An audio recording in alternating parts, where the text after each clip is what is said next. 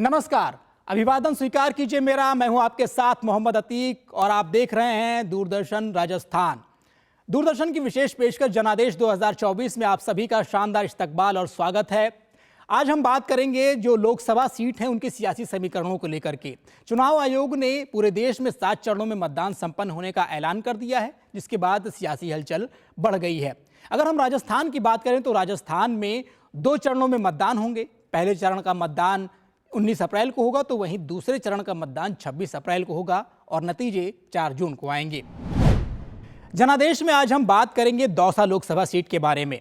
अगर हम बात करें दौसा सीट पर जो मौजूदा सांसद हैं तो वो 2019 में जो जसकौर मीणा है उन्होंने भारतीय जनता पार्टी के टिकट पर चुनाव लड़ा और जीत हासिल की। कांग्रेस की सविता मीणा वहां से चुनाव लड़ रही थी, जिनको हार का सामना करना पड़ा। अब हम आपको बताते हैं कि जसकौर मीणा को उस वक्त कितने वोट मिले थे, क्या कुछ वोट प्रतिशत था। अगर हम ओवरऑल वोट प्रतिशत की बात करें तो इस सीट पर 61.43% कुल मतदान हुए थे, जिसमें से जो जसकौर मीणा है उनको 51.6% वोट मिले थे। अगर हम जीत का अंतर जो तलाशते हैं या हार जीत का जो अंतर है वो 7.4% का रहा है। सविता मीणा को यहाँ से 4,70,289 वोट मिले थे और जसकौर मीणा को 5,48,733 वोट मिले थे। अब हम बात करेंगे दौसा लोकसभा सीट में जो विधानसभाएं शामिल हैं उनकी। यहाँ पर 8 विधानसभाएं शामिल हैं, जिनका मैं नाम सिलसिलेवार तरीके से आपको बताता हूँ। जो पहले नंबर पर है दौसा, लालसोट, बस्सी और इसके अलावा बांदीकुई, सिकराय, चाकसू, महवा, थानागाजी, ये 8 विधानसभाएं इस लोकसभा सीट में शामिल हैं। अब मैं आपको ये बताता हूं कि कौन सी सीट किस पार्टी के खाते में है, कौन यहां पर विधायक है। सबसे पहले मैं दौसा की बात करूंगा। दौसा कांग्रेस के खाते में है। यहां पर मुरारी लाल मीणा जो विधायक हैं और इसके अलावा वो इस समय कांग्रेस के प्रत्याशी भी हैं। इसके अलावा जो बांदीकुई है वो भाजपा के खाते में है। भागचंद टाकड़ा यहाँ से जो विधायक हैं। लालसोट भाजपा के खाते में है। रामविलास मीणा यहाँ से विधायक हैं। बस्सी कांग्रेस के खाते में, लक्ष्मण मीणा यहाँ से विधायक हैं। थानागाजी कांग्रेस से के खाते में है। कांतिलाल मीणा विधायक हैं यहाँ से। महवा भाजपा के खाते में है। राजेंद्र मीणा यहाँ से विधायक हैं। सिकराय भाजपा के खाते में है। विक्रमलाल बंसीवाल यहाँ पे जो विधायक, और इसके अलावा जो चाकसू है, चाकसू भाजपा के खाते में है। राम अवतार बैरवा यहाँ से विधायक हैं। तो ये तो हो गई यहाँ के जो राजनीतिक सियासी समीकरण थे, उसके बारे में हमने आपको जानकारी दी।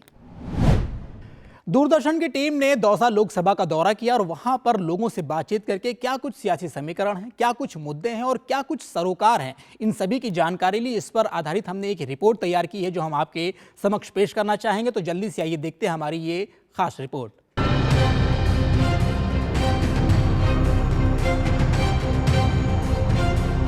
देवनगरी के नाम से मशहूर दौसा में लोकसभा चुनाव को लेकर सरगर्मियां तेज हो गई हैं।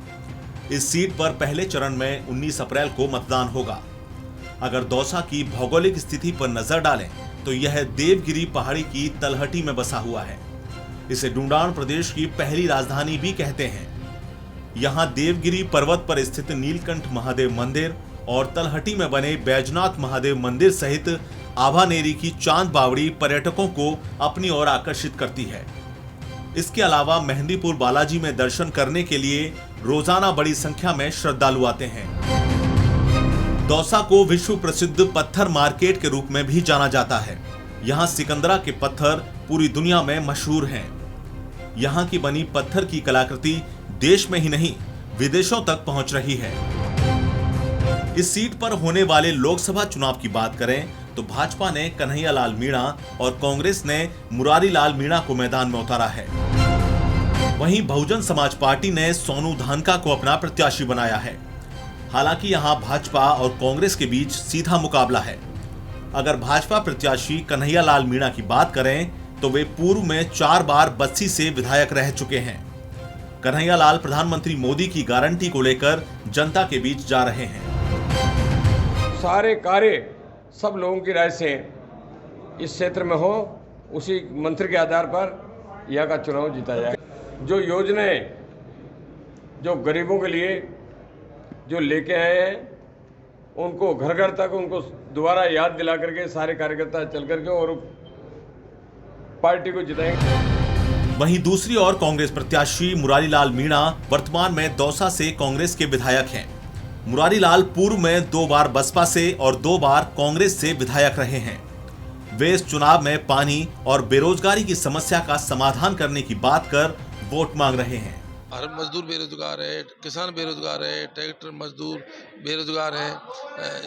हमारी नरेगा योजना भी करीब करीब ठप सी हो चुकी है। इन सब बातों को लेकर हम जनता के बीच में जाएंगे तो निश्चित हम चुनाव जीतेंगे। अगर 2019 में हुए लोकसभा चुनाव के नतीजों पर नजर डालें तो भाजपा की जसकौर मीणा ने कांग्रेस की सविता मीणा को हराया था। यहां 1952 से अब तक हुए 19 चुनाव के परिणामों को देखें तो 12 बार कांग्रेस, 4 बार भाजपा और 3 बार निर्दलीय व अन्य दलों के उम्मीदवार जीते हैं। इस सीट पर वर्ष 2000 और 1968 में उपचुनाव भी हुए थे। 2000 में कांग्रेस की रमा पायलट ने भाजपा के रोहिता शर्मा को और 1968 में कांग्रेस के नवल किशोर शर्मा ने स्वतंत्र पार्टी के पृथ्वीराज को शिकस्त दी थी। भले ही इस सीट पर कांग्रेस का दबदबा रहा हो, लेकिन पिछले 15 साल की बात की जाए तो इस दौरान कांग्रेस का कोई भी उम्मीदवार नहीं जीता है। दौसा लोकसभा सीट में मतदाताओं की स्थिति को देखें तो यहां कुल 18,96,650 मतदाता हैं। इनमें 10,01,870 पुरुष, 8,94,776 महिला और 4 थर्ड जेंडर मतदाता शामिल हैं। यहां 2019 के चुनाव में 61.43% मतदान हुआ था। निर्वाचन विभाग इस लोकसभा क्षेत्र में मतदान को बढ़ाने के लिए स्वीप गतिविधियां संचालित कर मतदाताओं को जागरूक करने में जुटा हुआ है। दौसा जिला निर्वाचन अधिकारी देवेंद्र कुमार ने बताया कि विभाग की ओर से दिव्यांग और बुजुर्ग मतदाताओं के लिए होम वोटिंग की सुविधा भी उपलब्ध करवाई गई है। आगामी चुनाव में अधिक से अधिक हमारे मतदाता वोट करें, इस संबंध में स्वीप की विभिन्न गतिविधियां करवाई जा रही हैं। ईसीआई के डायरेक्शंस हैं कि आम जन को साथ लेकर सरकार के विभिन्न अंग इसके अंदर हिस्सा लें। अब इस लोकसभा चुनाव में नजर डालते हैं यहां के स्थानीय मुद्दों पर। तो पानी और युवाओं को रोजगार की समस्या सबसे बड़ी चुनौती है। यहां के लोगों की मांग है कि दौसा क्षेत्र में रोजगार के लिए नए उद्योग लगाए जाएं। मतदाताओं का कहना है कि जो भी सांसद चुना जाए वह क्षेत्र की स्थानीय समस्याओं पर ध्यान दे। युवाओं के लिए जो सबसे बड़ी समस्या रही है वो रोजगार की रही है, तो हम आगे सरकार से यही उम्मीद करते हैं कि ज्यादा से ज्यादा हमको रोजगार उपलब्ध करवाएं और युवा जिससे आगे बढ़ सके। लड़कियां और महिलाएं निकल नहीं सकती है, किसी के गले में चैन निकल जाती है, किसी में कोई छेड़ जाता है, तो ये हमको सुरक्षा चाहिए सभी महिलाओं को। मेन समस्या जो है यहाँ पानी की समस्या है, और पानी फिलहाल भी 8-8 दिन में आ रहा है। तो हम ये चाहते हैं कि ऐसी स्कीम जो है हमारे सांसद महोदय जो भी चुना जाए वो ऐसी स्कीम दौसा के लिए लेकर आए, ये पानी की समस्या ये बिल्कुल खत्म हो। उम्मीद ये रखते हैं कि वर्तमान में जो भी सांसद होगा उससे यहाँ दौसा के डेवलपमेंट के लिए इंडस्ट्रीज वगैरह डले और साथ ही रोजगार मिले। कांग्रेस जहां भारतीय जनता पार्टी की नीतियों के खिलाफ ताल ठोक रही है, वहीं भारतीय जनता पार्टी जो मोदी द्वारा कराए गए विकास कार्य हैं उनको लेकर चुनाव मैदान में यहाँ के प्रत्याशी उतर रहे हैं। अब बसपा प्रत्याशी के नामांकन भरने से यहाँ त्रिकोणीय मुकाबला हो गया है। अब देखने वाली बात यह है कि मतदाता किसको चुनते हैं, यह तो आने वाला वक्त ही बताएगा। संतोष तिवारी, दूरदर्शन समाचार, दौसा। तो दोस्तों, अभी आपने देखा दौसा लोकसभा सीट पर आधारित हमारी ये विशेष रिपोर्ट, जिसमें हमने जनता से बात करके वहां के क्या कुछ मुद्दे हैं, क्या कुछ सियासी समीकरण हैं, ये सारी जानकारी लेने की कोशिश की। और अब हम अपनी इस चर्चा को और आगे बढ़ाएंगे और इस चर्चा में बातचीत और जानकारी देने के लिए हमारे साथ दो बहुत ही खास मेहमान मौजूद हैं, जिनसे हम आपका परिचय कराना चाहेंगे। सबसे पहले मैं आपको तारुफ कराऊंगा कैलाश गौतम जी से। कैलाश गौतम जी वरिष्ठ पत्रकार, उसके साथ साथ जो राजस्थान की सियासत है उसमें बराबर लिखते और पढ़ते रहते हैं। और इसके साथ ही जो हमारे दूसरे वक्ता हैं उनका नाम है समृत चतुर्वेदी जी। आप भी वरिष्ठ पत्रकार हैं और राजनीतिक विश्लेषक के तौर पर अपनी बात रखते रहते हैं। हम दोनों से बातचीत करेंगे और अपनी चर्चा में जो सबसे पहला सवाल है वो हम गौतम साहब से लेना चाहेंगे। सर, सबसे पहले तो आप ये बताएं कि इस बार की जो लोकसभा 2024 के चुनाव है, क्या कुछ समीकरण होंगे, क्या कुछ जो मुद्दे होंगे वो होंगे, और किन मुद्दों के आधार पर दोनों पार्टियां जो बड़ी पार्टी हैं, अगर राष्ट्रीय पार्टी हैं हम बात करें, तो किन मुद्दों पर चुनाव लड़ेंगे, आप बताएं। भाजपा का जहां तक देखा जाए उन्होंने 400 का टारगेट लिया है और वो भ्रष्टाचार को ही सबसे अहम मानते हैं, उसी को आगे करके बात कर रहे हैं वो। हालांकि राम मंदिर का और 370 का ये भी साथ उनके चल रहा है। और जहां तक कांग्रेस की बात है तो वो एंटी इनकम्बेंसी को लाना चाहती है, वो उनके पुराने वायदों को लाना चाहती है, कोशिश कर रही है।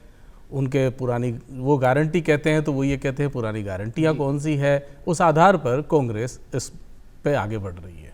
बिल्कुल, तो जिस तरीके से अभी आपने बताया कि जो एंटी इनकम्बेंसी है, जो मौजूदा सरकार होती है उसके खिलाफ एंटी इनकम्बेंसी होती है, क्या लगता है कि आपको इस बार एंटी इनकम्बेंसी दिख रही है? ये सवाल मैं चतुर्वेदी जी से लेना चाहूँगा।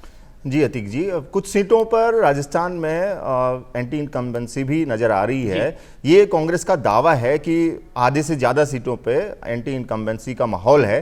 हालांकि बीजेपी इस तरह के तमाम आरोपों को खारिज करती रही है कि हमारे सारे उम्मीदवार यानी कि सारे सांसद जो थे उनके खिलाफ कोई ऐसा माहौल नहीं है और वो 25 की 25 यानी कि मिशन 25 उनका पूरा होने वाला है। जी, मैं चौधरी जी की बात से सहमत हूँ। ये इस तरह हूँ कि भाजपा पूरी कोशिश कर रही है वो एंटी इनकम्बेंसी को दबा दे और वो सफल भी हो रही है। टारगेट बताना या 25 के 25 लाने की बात करना और सारा चुनाव कैडर से कोशिश करना।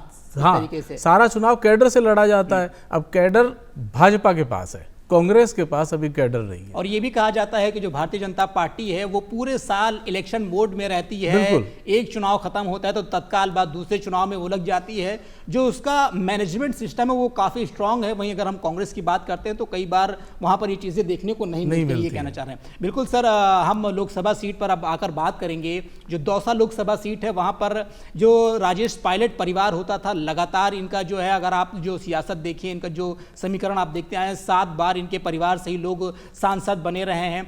और अगर हम 2009 के बाद से देखते हैं तो यहाँ पर 3 बार कांग्रेस नहीं जीती है। 14 का इलेक्शन देख लीजिए, 19 का इलेक्शन देख लीजिए।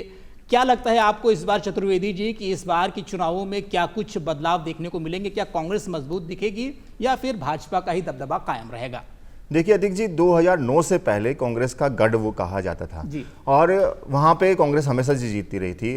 अकेले पायलट परिवार ने ही वहाँ 7 बार लोकसभा चुनाव जीता है, जिसमें राजेश पायलट 5 दफा सांसद बने, उसके बाद में उनकी पत्नी रमा पायलट और फिर सचिन पायलट। तो इस तरह से वहाँ कांग्रेस का बहुत अच्छा दबदबा रहा। लेकिन 2019 के परिसीमन के बाद में वहाँ सिनेरियो बदल गया। परिसीमन के साथ ही वहाँ जो लोकसभा सीट है वो कांग्रेस के हाथ से छिटक दी गई। इसके बाद वहाँ पे दौर आता है एक अलग, जिसमें वहाँ के भाजपा नेता या यूँ कहें कि आरएसएस कैडर के लोग हैं वो थोड़ा आगे बढ़ते हैं और किरोड़ी लाल मीणा वहाँ से निर्दलीय उम्मीदवार जीत के आते हैं। इसके बाद में 2 चुनाव और होते हैं। हरीश मीणा एक बार जीतते हैं, एक बार जसकौर मीणा। तो इस तरह से 2 और चुनाव में बीजेपी को वहाँ बढ़त मिलती है और जीत की सीट निकालती हैं। इस बार भी ऐसा लग रहा है कि बीजेपी वहां पे कांग्रेस पर हावी हो रही है, क्योंकि पिछले 15 साल से कांग्रेस वहां पे नहीं है। लेकिन जिस तरह से सचिन पायलट फिलहाल वो एक्टिव हैं और पिछले कुछ दिनों से पार्टी में भी उनका वापस दबदबा बढ़ा है, तो ऐसा भी इनकार नहीं किया जा सकता कि कांग्रेस वहां पे कमजोर है। तो लगता है कि दोनों के बीच में कड़ी टक्कर है। कांग्रेस और बीजेपी दोनों वहां पे जद्दोजहद कर रही हैं जीतने के लिए। बिल्कुल गौतम जी, जिस तरीके से अभी चतुर्वेदी जी का कहना था कि जो है वहाँ जो भाजपा थोड़ी बहुत मजबूत स्थिति में नजर आ रही है, लेकिन अगर हम थोड़ा बहुत और गहनता से अध्ययन करते हैं तो जो वहाँ के किरोड़ी लाल मीणा है, काफ़ी कद्दावर नेता है, समाज में अच्छी खासी पकड़ रखते हैं, नामांकन में भी वो नहीं शामिल हुए। क्या लगता है आपको, कुछ अंतर कलह चल रही है इस पार्टी में? उन्होंने उनके भाई जगमोहन मीणा के लिए टिकट मांगना चाहा था, लेकिन बात ये हुई कि उधर से जसकौर मीणा जो पहले सांसद रही हैं, उनकी जगह वो अपने बेटी को चाहती थी जी। अब जब 2 बड़े नेता वहीं पर से टिकट मांग रहे हैं तो भाजपा ने निश्चित रूप से ये सही रास्ता निकाला कि उन्होंने निर्विवाद इसी लोकसभा क्षेत्र के बस्ती से इनको ले आए कन्हैयालाल जी। तो अब उसके बाद ये हुआ कि दोनों ही पहले तो नाराज रहे, अब धीरे धीरे किरोड़ी लाल मीणा ये जानते हैं कि उनको अगर राजनीति में बने रहना है तो उनको दिखना भी है, सब कुछ करना है, और वो इस समय मंत्री भी हैं। वो नहीं करेंगे तो फिर आगे आला कमान उनके साथ क्या करेगा ये भी वो जानते होंगे। तो इस हिसाब से अब वो काम तो कर रहे हैं। तो चतुर्वेदी जी, जिस तरीके से 2019 के चुनावों की अगर हम बात करते हैं तो जसकौर मीणा को टिकट दिया गया था, काफ़ी अच्छे चुनाव से वो वोट पाकर चुनाव जीती, लेकिन जो मार्जिन अंतर हम अगर देखते हैं तो 7% में खाली अंतर था। अगर हार जीत का जो आप रेशियो निकालते हैं, 7% कोई बहुत बड़ा आंकड़ा नहीं होता है लोकसभा के चुनावों में। क्या लगता है इस बार क्या कुछ जो प्रत्याशी है कांग्रेस के वो कुछ करिश्मा कर पाएंगे? देखिए, जीत का जो अंतर था वो बहुत मामूली था और यही वजह रही कि मुरारीलाल मीणा को यहाँ टिकट दिया गया। पिछले चुनाव में मुरारीलाल मीणा की पत्नी जो थी सविता मीणा, उनको टिकट दिया गया था। वो जीत के लगभग करीब थी, लेकिन आखिरी चरण की गणना में मुझे लग रहा है वो पिछड़ गई और महज 7% के जो अंतराल से जो है उनका वोट परसेंट कम रहा। मुझे लग रहा है कि यही वजह रही कि मुरारीलाल मीणा को इन्होंने आगे बढ़ाया और जो उनका वहाँ का वर्चस्व है, 4 बार ये विधायक रहे हैं, तो वो जो वहाँ का माहौल है जिसमें वो अपने आप को रच बसा चुके हैं और एक पूरा डोमिनेट करते हैं पिछले कई दशकों से। वो उनकी परिवार भी वहाँ पे आगे बढ़ा हुआ है पॉलिटिक्स में।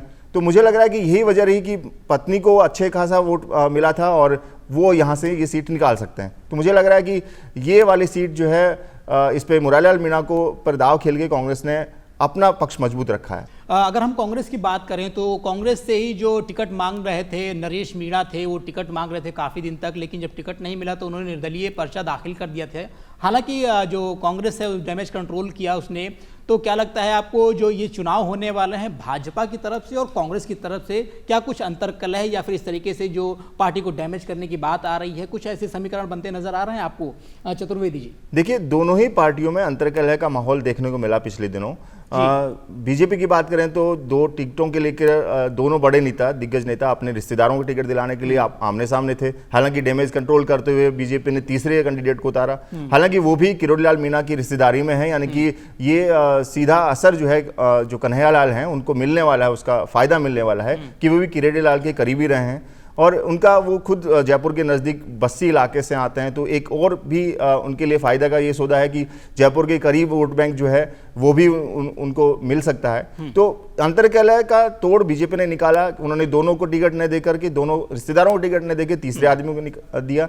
उसी तरह से कांग्रेस में भी जो अंतरकलह है, जो नरेश मीणा वाली बात थी, उसको भी सचिन पायलट की मध्यस्थता कहें या आलाकमान का रोल कहें, इसमें उनको बीच में हटाया गया और फिर मुरारीलाल को मजबूत करते हुए उनके सपोर्ट में सब लोग खड़े हुए हैं। तो अंतरकलह तो है, लेकिन अब देखते हैं कि दोनों पार्टियां इसको कैसे कंट्रोल कर पाती हैं, इस डैमेज को। ये चीज तो आने वाला वक्त ही बताएगा। कैलाश जी, जिस तरीके से जो बहुजन समाज पार्टी पिछली बार भी इस मैदान में थी, इस बार भी उसने अपना प्रत्याशी उतारा है सोनू धानका को, तो क्या लगता है कि जो बसपा का जो कोर वोट बैंक होता था वो SC/ST समुदाय से ही होता था, लेकिन इस बार ये बढ़ता हुआ नजर आ रहा है। बसपा कितना कुछ करिश्मा या कितना कुछ वोट जो है या भीतरघात कह सकते हैं आप, दोनों पार्टियों को लगा सकते हैं, कितना नुकसान पहुंचाएगी? बसपा का इस तरीके से कोई हस्तक्षेप हो जाए या कोई ज़्यादा वोट काट ले, ऐसा लगता नहीं है, क्योंकि मुरारीलाल मीणा राजेश पायलट के समय से चुनाव लड़ते, चुनाव कैंपेन में रहे हैं। राजेश पायलट के रहे हैं, सचिन पायलट के समय में भी रहे हैं, और उन्होंने बस बांदीकुई से विधानसभा का चुनाव लड़ने के बाद वो वहाँ भी निर्दलीय लड़े थे। उसके बाद वो दौसा आए, तो दौसा में भी उन्होंने भाजपा और कांग्रेस के प्रत्याशी के सामने बसपा का टिकट लेकर ही चुनाव लड़ा था। तो वो एक तरीके से पूरा साध चुके हैं। उधर से जो राम मंदिर का और ये जो दूसरे इशू हैं, उस आधार पर भाजपा भी उसमें अच्छी खासी वोटों को अलग कर चुकी है। बिल्कुल। तो पिछले चुनाव की अगर अपन बात करें 2019 की, तो उसमें भी तीसरा कैंडिडेट मौजूद था, लेकिन कोई ज़्यादा वो प्रभाव नहीं दिखा पाया। अभी हाल ही अगर विधानसभा चुनाव की भी बात करें तो मुरारीलाल मीणा थे और भाजपा प्रत्याशी था, और तीसरा एक मीणा, उन्हीं की कम्युनिटी से ही एक प्रत्याशी खड़ा हुआ। वो विधानसभा में बात काफ़ी हो रही थी कि काफ़ी वोट ले जाए, ऐसा लग रहा था, लेकिन वो भी ज़्यादा बहुत कामयाब नहीं रहे। बिल्कुल। तो जिस तरीके से हम इस कार्यक्रम में जो ज़्यादातर बात हमारी चर्चा हुई, सियासी समीकरण तो हमने बात करी। अब हम जो दूसरे चरण में बात करेंगे, जनता के क्या कुछ मुद्दे हैं, वहाँ के मुद्दों पर चर्चा करेंगे। चतुर्वेदी जी, सबसे पहले तो हम आपसे यही जानना चाहेंगे कि इस बार के लोकसभा चुनावों में इस लोकसभा सीट पर राष्ट्रीय मुद्दे क्या कुछ निकल करके सामने आ रहे हैं, इस पर बताएं। देखिए, राष्ट्रीय मुद्दों में तो सबसे बड़ा मुद्दा भ्रष्टाचार का है, जिस पर बीजेपी काम कर रही है, वो कह रही है कि हम लोग जो है भ्रष्टाचार को बिल्कुल जीरो टॉलरेंस पे लेके जा रहे हैं, किसी भ्रष्टाचारी को वो छोड़ने वाले नहीं है। सर कांग्रेस भी तो भ्रष्टाचार का आरोप लगा रही है भाजपा पर, वो भी कह रही है कि हम भ्रष्टाचार को लेकर के जनता के बीच में जाएंगे, इस पर क्या कहेंगे आप? देखिए, भ्रष्टाचार के साथ साथ दौसा लोकसभा निर्वाचन क्षेत्र में और भी बड़े मुद्दे हैं जो राष्ट्रीय मुद्दे हैं। भ्रष्टाचार की बात करें तो उसके साथ साथ वहां जो डेवलपमेंट हुआ है, कांग्रेस हमेशा से कह रही है कि बीजेपी ने दरकिनार किया, ईआरसीपी वहां पे नहीं लेके आई, लेकिन बीजेपी के पास एक और मुद्दा है, वो वहां पे दिल्ली मुंबई जो एक्सप्रेसवे है उसको लेके आई। उसका बहुत बड़ा हिस्सा दौसा से गुजर रहा है, तो उसका फायदा सीधे दौसा की जनता को मिल रहा है और बीजेपी इसको भुनाने में कोई कसर नहीं छोड़ने वाली। राष्ट्रीय मुद्दों में डेवलपमेंट का मुद्दा जो बीजेपी के पक्ष में जा रहा है, और जो कांग्रेस का मुद्दा है वो कह रही है कि भ्रष्टाचार में बीजेपी पीछे है, कहीं भ्रष्टाचारियों का साथ दे रही है। तो मुझे लग रहा है ये दो मुद्दे हैं जिस पे पार्टी आमने सामने है। बिल्कुल। मैं एक जानकारी और दूं इसमें, हम आपसे भी जानना चाहेंगे आपके नजरिए से क्या कुछ मुद्दे होने वाले हैं। मैं एक यही जानकारी देने वाला था। उसमें रामविलास पासवान जब रेल मंत्री थे उस समय उद्घाटन हुआ था दौसा गंगापुर रेल लाइन का जी, तो वो चला आ रहा था, बजट कभी मिल रहा था, कितना काम था, लेकिन इस बार चुनाव से ऐन पहले तक उसका तुरंत जल्दी से जल्दी काम पूरा करा के और इस गवर्नमेंट ने एक पैसेंजर ट्रेन जो अजमेर से गंगापुर चल रही है वो चला दी है जी। तो डेफिनेटली वो इसका गेन लेना चाहेंगे, सड़क और रेल की कनेक्टिविटी दिखाकर जो भी काम किए हैं उसको वोटों में तब्दील करने की पूरी कोशिश करेंगे। मैंने पहले भी कहा कि कार्डर किसके पास है वो सबसे बड़ा अहम होता है। हालांकि इलेक्ट्रोल बॉन्ड का मुद्दा ये भ्रष्टाचार पे घेरने के लिए बहुत है, लेकिन उनके पास कोई है ही नहीं। जैसे आपने पहले कहा कि राहुल गांधी ने यात्रा निकाली, ठीक है, छवि सुधार हुई, सब कुछ सही है, लेकिन खुद राहुल गांधी ने अलवर में जब पदयात्रा के समय अलवर में ये कहा, जब अशोक गहलोत मुख्यमंत्री थे, कि आप लोग महीने में एक बार या 15 दिन में एक बार बिल्कुल खुद भी पदयात्रा करें, लेकिन वो लोग आए ही नहीं। अब इस मुद्दे को लेकर वो आगे ही नहीं आते हैं, तो फिर क्या सही कर रहे हैं। समझ जी, मैं भी आपसे एक सवाल लेना चाहूंगा। एक सवाल ये है, जो अगर हम जो पानी का मुद्दा है इस क्षेत्र के लिए बहुत अहम मुद्दा माना जाता है, अगर सबसे बड़ी जो पानी की कमी वो इसी क्षेत्र में या इसी लोकसभा क्षेत्र में आती है। पानी पर कई सारे चुनाव लड़े भी गए और जीते भी गए, इस बार भी ये मुद्दा बहुत सामने मुखर होकर सामने आ रहा है। क्या कुछ कहना चाहेंगे इस पर, पानी के मसले को लेकर? देखिए, पानी का मुद्दा दौसा में हमेशा से रहा है और बड़ा मुद्दा रहा है। विधानसभा चुनाव भी इसी मुद्दे पे लड़ा गया था। कांग्रेस ने यहाँ पे अपनी यात्रा निकाली थी विधानसभा चुनाव से पहले और उनका मुद्दा था ईआरसीपी। ईआरसीपी यानी कि वो 13 जिले जो ईआरसीपी योजना के से लाभान्वित होने वाले थे, उनका आरोप था कि बीजेपी केंद्र से इसको योजना को मंजूरी नहीं दे रही है और सारा नुकसान जो है यहाँ की जनता को हो रहा है। इसके लिए वो बीजेपी को घेरने में लगी थी, लेकिन विधानसभा चुनाव गया, उसके बाद में यहाँ पे बीजेपी की सरकार आई और डबल इंजन की सरकार का दावा करते हुए बीजेपी ने पहले ही महीने में ईआरसीपी योजना पर बहुत बड़ा फैसला लिया। तो बीजेपी यहाँ पे उस कांग्रेस के जो एक तरफ से कहें कि ऐसा आरोप था कि इस पे काम नहीं कर रही है, उसी का उसका डैमेज कंट्रोल करते हुए ऐसा माहौल बनाया है जिसमें बीजेपी को सीधा फायदा इससे हो सके। कैलाश जी, जिस तरीके से ईआरसीपी की बात हो रही है, ईआरसीपी जो पहले ही अपने उसमें लेकर के आई भाजपा, अगर हम तुलनात्मक अध्ययन करते हैं ईआरसीपी को लेकर के और ईसरदा को लेकर के, क्या लगता है ये वोटों में तब्दील होकर कितना कुछ दोनों पार्टियों को फायदा पहुंचाएंगे? देखिए, मेरे विचार से ये लगता है कि पानी का मुद्दा जब राज्यसभा विधानसभा लेवल का जब चुनाव होता है वहां तक का ही रहेगा दौसा में, क्योंकि दौसा सीट पूरी तरह जातिगत समीकरण के आधार पर चलती है पहले से और अभी भी। पानी का मुद्दा जब विधानसभा के चुनाव होते हैं तब तक ही रहता है। हालांकि पार्टियां दोनों बनाना चाहेगी और ईसरदा भी रहा है, और विधानसभा चुनाव से पहले अशोक गहलोत सरकार के समय उस समय भी पाइप वगैरह डले, सब कुछ काम हुआ। भाजपा भी इस पे पूरा काम कर रही है। आते ही उन्होंने मध्य प्रदेश से जल बंटवारा भी किया, हरियाणा की तरफ भी किया, यमुना का पानी का वो भी दिखाना चाहा है। ये पार्टियां कर रही है, लेकिन दौसा सीट पे जातिगत समीकरण ही हावी। एक मुद्दे पर और मैं बात करना चाहूँगा, जिस तरीके से जो इंडस्ट्री की बात वहाँ पर उतरी, जब हमने लोगों से वहाँ बात की, वहाँ की जनता से, वहाँ के आवाम से बात करने की कोशिश की, तो उन्होंने कहा कि यहाँ पर रोजगार के अवसर नहीं है, यहाँ पर इंडस्ट्रियाँ नहीं है। इंडस्ट्रियाँ इसलिए नहीं क्योंकि वहाँ पर पानी की कमी है, पानी ना होने की वजह से इंडस्ट्रियाँ नहीं आती हैं। तो सरकार को या फिर जो भी इस तरीके की सरकार आती है, इंडस्ट्री को लेकर के, रोजगार को लेकर के क्या कुछ कदम उठाने चाहिए? जी गौतम साहब। हाँ, बिल्कुल सही बात है, ये जरूरी भी है, लेकिन जब से चाहे पंडित नवल किशोर शर्मा के समय से ही देख लीजिए, सांसदों ने या विधायकों ने, सरकारों ने कभी ये प्रयास नहीं किया कि वहाँ स्थानीय स्तर पर डैम इस लेवल पर तैयार करके पानी की व्यवस्था कराई जाए। दौसा का औद्योगिक क्षेत्र तो उजड़ गया, वो सैथल वाले रोड पर बापी में जाकर किया। लेकिन अगर पानी की बात करें तो अब जो मौजूदा लोकसभा क्षेत्र में बस्सी आया है या लालसोट में पानी है, लेकिन वहाँ डेडवाना जो औद्योगिक क्षेत्र है उनके डेवलपमेंट भी कुछ नहीं हुए। बिल्कुल। तो चतुर्वेदी जी, जो रोजगार ना होने की वजह से वहाँ के युवा बहुत पलायन करते हैं और युवाओं की अच्छी खासी भूमिका है, अच्छा खासा वोट है। क्या लगता है इन चुनाव में युवा क्या कुछ देख रहा है, किन मसले पर वोट देगा? देखिए, कांग्रेस के नज़रिए से युवा उनके लिए बहुत बड़ा वोट बैंक है। इसीलिए जो राहुल गांधी की यात्रा थी, यहाँ से निकली थी, उन्होंने बेरोजगारी को बड़ा मुद्दा बनाया था और बहुत बड़ी खासी भीड़ उन्होंने जुटाई थी। दौसा में भी उन्होंने यात्रा निकाली तब भीड़ जुटी थी। तो कांग्रेस के लिए बेरोजगारी मुद्दा बहुत बड़ा मुद्दा है, जिसपे केंद्र सरकार को घेरती रही वो। लेकिन यहाँ पे हम बीजेपी की बात करें तो बीजेपी ने जो कन्हैयालाल को उम्मीदवार बनाया है वो खुद बस्सी से हैं और जो जयपुर के बिल्कुल करीब है। और उनको ऐसा लग रहा है या ऐसा कहा जा सकता है कि जो युवा जयपुर में रह के रोजगार की तलाश में है या पढ़ाई कर रहा है, उसका समर्थन इस चुनाव में बीजेपी को मिल सकता है। जी बिल्कुल।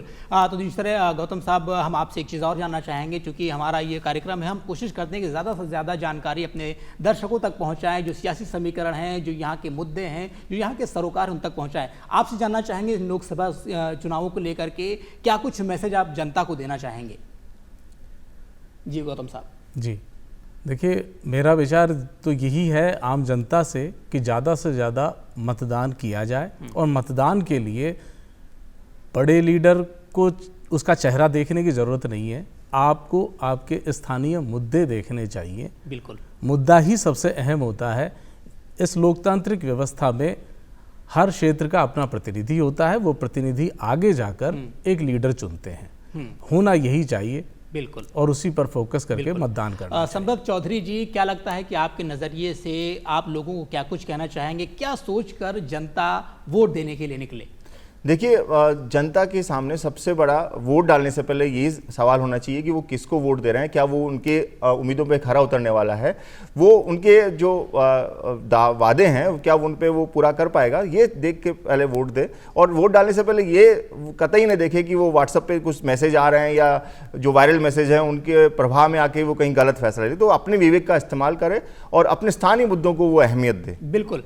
तो जिस तरीके से हमारे जो दोनों वक्ता थे, उन्होंने आपसे बताया कि आप जो है स्थानीय मुद्दों को सोचकर, विकास को सोच करके, अपने विजन को लेकर करके आप जाइए और वोट दीजिए। बहुत बहुत धन्यवाद करना चाहेंगे आप दोनों लोगों का कि आप लोग आए और इतनी महत्वपूर्ण जानकारी हमारे दर्शकों को दी, उसके लिए आपका बहुत बहुत आभार।